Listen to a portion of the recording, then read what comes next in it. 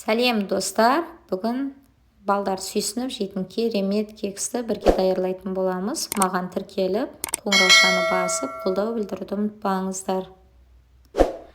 Кеңірек ыдысымызға 4 жұмыртқамызды біртіндеп әдемілеп салып аламыз.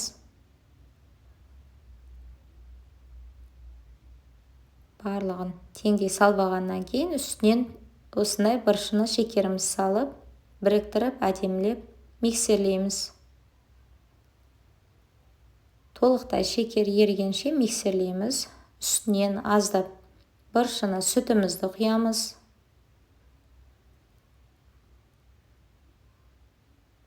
Жақсылап миксерлеп алып, 180 грамдай ертіп алған сливочный майымнан құямыз.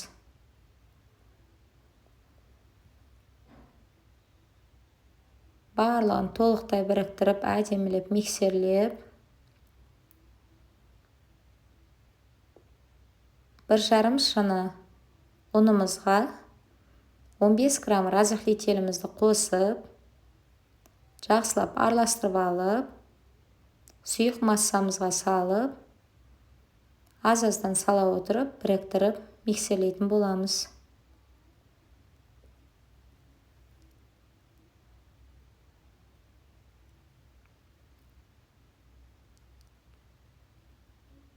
Аз-аздан салып аламыз. Бірден салуға болмайды, арасында түйіршіктер қалып қою мүмкін. Аз-аздан осылай салып аламыз да, жаймен миксерлейтін боламыз.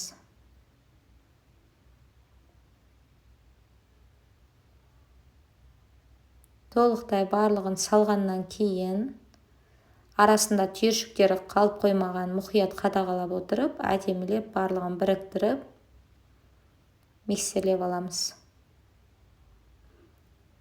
Толық дайын болған сұйық массамызды өзімізге ыңғайлы ыдысымызға осылай құйып алып, жеке-жеке осындай кексіміздің ыдыстарына құйып шықсақ болады.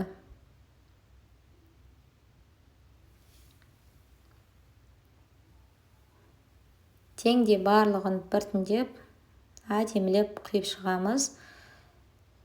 Осындай ыдысқа құйған кекстермен 30 талдай шықты.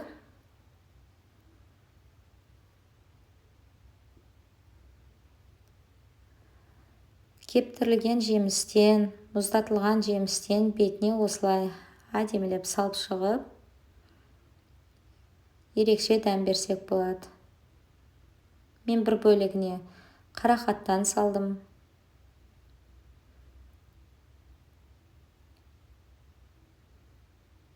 Кез келген дәммен үйлесе беретін ерекше дәмді кекс болып шығады.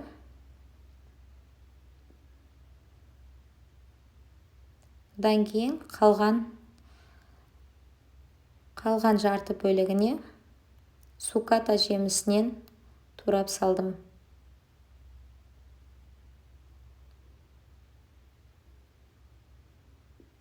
Үстінен аз-аздан осылай себелеп отырып, салып шықтым. Қалған бөлігіне мейізден салдым. Өздеріңіздің қалауларыңыз қандай жеміс ұнайды? Болмаса, капля түріндегі шоколадтан салсаңыздар болады. Кокосовая стружкадан салсаңыздар болады. Өздеріңіз қалауларыңыз.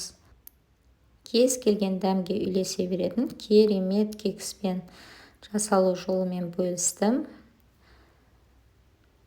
Қазір пешіміз толықтай қызғанша 180 градуста пешімізді қыздыруға қойдым. Толықтай қызғаннан кейін жақсылап қызарғанша кексімізді пісіріп алатын боламыз. Менің балдарым өте сүйсініп жейді. Үйдегілер осыны жасаған күні кәдімгідей ризашылығын білдіреді. Сіздер де балдарыңызға жасап беріңіздер. Ерекше дәмді, кез келген адамның көңілінен шығатын көңіл күй сыйлайды. Пешіміз толықтай қызды. Қызып тұрған пешімізде 180 градуста қызарғанша пісіріп аламыз. толықтай пісіп шыққаннан кейін суытуға жібереміз. Суығаннан кейін отбасымызға әдемілеп ұсына береміз. Астарыңыз дәмді болсын.